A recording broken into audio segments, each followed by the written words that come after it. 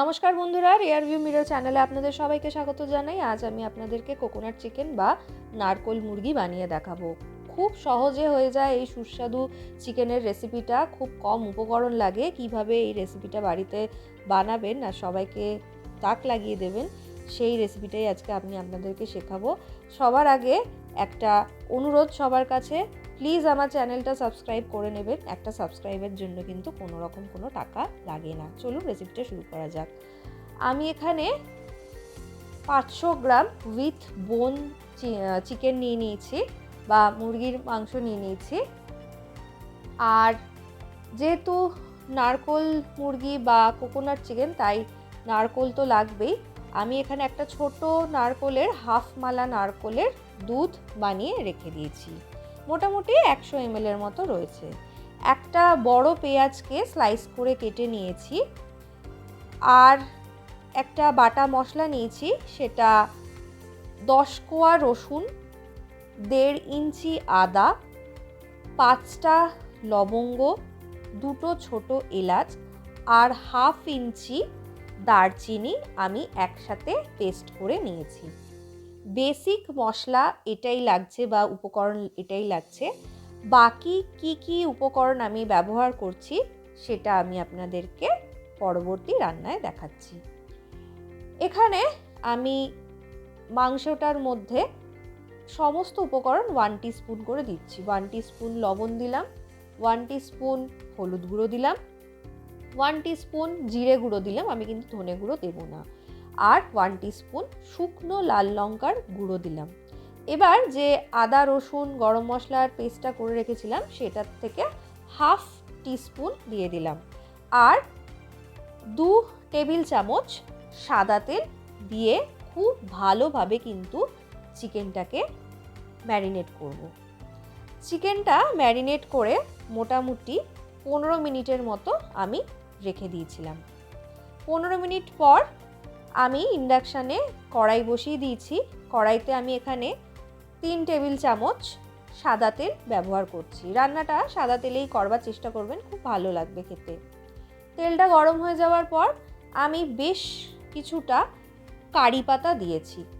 যে কোনো নারকোল দিয়ে যে রান্না করবেন চেষ্টা করবেন তাতে কারি পাতা অ্যাড করতে, তাহলে কিন্তু স্বাদ আরও দ্বিগুণ হয়ে যাবে।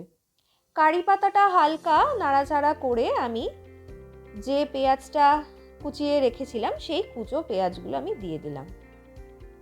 পেঁয়াজটা হালকা বাদামি হয়ে যাওয়া অবধি বেশ ভালো করে নাড়াচাড়া করে নেওয়ার পর যে রসুন আদা আর গরম মশলা বাটাটা ছিল সমস্তটা আমি পেঁয়াজের মধ্যে দিয়ে দিলাম।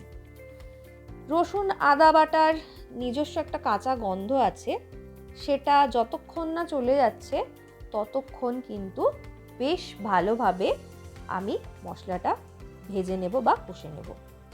গন্ধটা চলে যাওয়ার পর আর মশলাটা একটু ভাজা ভাজা হয়ে যাওয়ার পর ম্যারিনেট করা চিকেনটা আমি দিয়ে দেব। কড়াইতে চিকেনটা দিয়ে দিয়েছি। এবারে খুব ভালোভাবে কিন্তু চিকেনটাকে কষতে হবে। ফ্লেমটা একদমই লো রাখবেন না, লো রাখলেই কিন্তু চিকেন থেকে জল বেরোতে শুরু করে দেবে, তাহলে কিন্তু চিকেনটা খেতে ভালো লাগবে না। একদম হাই ফ্লেমে কিন্তু চিকেনটাকে কষতে হবে।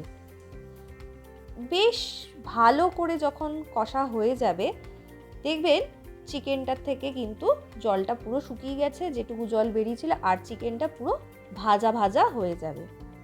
চিকেনটা যখন এরকম ভাজা ভাজা হয়ে যাবে আর তেলটা যখন পুরোপুরি ছেড়ে যাবে, তখনই যে নারকোলের দুধটা বানিয়ে রেখে দিয়েছিলাম সেটা দিয়ে দিতে হবে।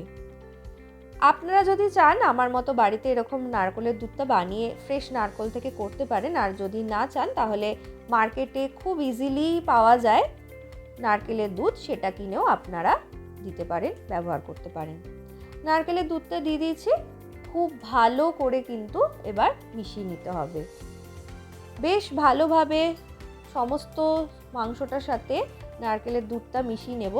আমার আরেকটু গ্রেভির দরকার, তাই আমি বাটিটা ধুয়ে আরেকটু জল দিয়েছিলাম। আপনারা যদি অল্প গ্রেভি রাখতে চান তাহলে আপনাদের পরিমাণ মতো জল কম বেশি করে নেবেন। বেশ ভালোভাবে ওপর নিচ করে মিলিয়ে নিয়েছি। এবার আমি 5 মিনিটের জন্য ঢাকা দিয়ে রেখে দেব। 5 মিনিট পর ঢাকাটা সরিয়ে নেব। বেশ ভালো হয়ে গেছে কিন্তু দেখুন গ্রেভিটা বেশ আস্তে আস্তে ঠিক হয়ে যাচ্ছে। এই সময় আমি 1 টেবিল চামচ মতো চিনি দিয়ে দিলাম, আর 4টে কাঁচা লঙ্কা আমি কিন্তু এখানে ফাটিয়ে দিয়েছি। কাঁচা লঙ্কাটা কিন্তু অবশ্যই দেবেন আর চিনিটা অবশ্যই দেবেন, তাহলে কিন্তু এর স্বাদ আরও ভালো হবে। কাঁচা লঙ্কাটা দেওয়ার পর বেশ ভালোভাবে ওপর নিচ করে মিশিয়ে নিয়েছি আর 3 মিনিটের জন্য ঢাকা দিয়ে রেখে দিয়েছি। 3 মিনিট পর ঢাকাটা সরিয়ে নিলাম। আমার কিন্তু মাংসটা প্রায় অলমোস্ট হয়েই এসেছে। একটু ঝোলঝোল রাখলেই এটার খেতে বেশি ভালো লাগে এই চিকেনের রেসিপিটা।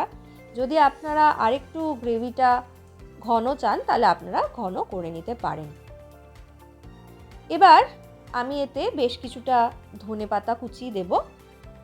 ধনেপাতাটা কিন্তু অপশনাল, কিন্তু আমি বলবো ধনেপাতা যদি থাকে বা যদি সুবিধে হয় আপনাদের, ধনেপাতাটা কিন্তু অবশ্যই দেবেন। ধনেপাতাটা দিলেও কিন্তু এই রান্নাটা খুব ভালো একটা গন্ধ ছাড়ে আর খেতেও খুব ভালো লাগে। আমার কিন্তু রান্না একদমই কমপ্লিট। আমি কিন্তু ইন্ডাকশানটা এবার বন্ধ করে দিয়েছি। ধনেপাতাটা দেওয়ার পর খুব ভালোভাবে ওপর নিচ করে মিশিয়ে নিয়ে আমি বেশ কিছুক্ষণ প্রায় 5 মিনিটের মতো ঢাকা দিয়ে রেখে দিয়েছিলাম। ইন্ডাকশানটা কিন্তু এই সময় বন্ধ আছে। ঢাকা দিয়ে রেখে দিলাম 5 মিনিটের জন্য। 5 মিনিট হয়ে গেছে। এবার আমি সার্ভ করে নিয়েছি একটা বড় বাটিতে। এই রান্নাটা কত সহজে হয়ে গেল সেটা তো আপনারা দেখতেই পেলেন। খুব চটপট এই রান্নাটা হয়ে যায়। আমি আপনাদের সাজেস্ট করব এই রান্নাটা কিন্তু প্লেন রাইস বা শুধুমাত্র যে আমরা সাদা ভাত খাই সেই ভাতের সাথেই খাওয়ার চেষ্টা করবেন, তাহলে কিন্তু অপূর্ব একটা স্বাদ আপনারা উপভোগ করতে পারবেন। রুটি পরোটার সাথেও আপনারা চাইলে পোলাওয়ের সাথেও সার্ভ করতে পারেন, কিন্তু প্লেন রাইসের সাথে খেতে এটা বেশি ভালো লাগে। আমার আজকের রেসিপিটা কেমন লাগলো কমেন্ট করে কিন্তু জানাতে একদমই ভুলবেন না। বাড়িতে অবশ্যই বানাবেন এবং বানিয়ে খেয়ে কেমন লাগলো সেটাও কিন্তু কমেন্ট করে আমাকে অবশ্যই জানাবেন। আমার চ্যানেলের পাশে থাকার অনুরোধ আমি বারবার করি, একটা সাবস্ক্রাইব করতে কিন্তু কোনো রকম কোনো টাকা লাগে না। অবশ্যই চ্যানেলের পাশে থাকবেন, সাবস্ক্রাইব করবেন আমার চ্যানেলটা, তাহলে আমি আরও নতুন নতুন রান্না দেখানোর জন্য উৎসাহ পাবো। খুব ভালো থাকবেন সবাই, সুস্থ থাকবেন, সবার ভালো হোক। ধন্যবাদ।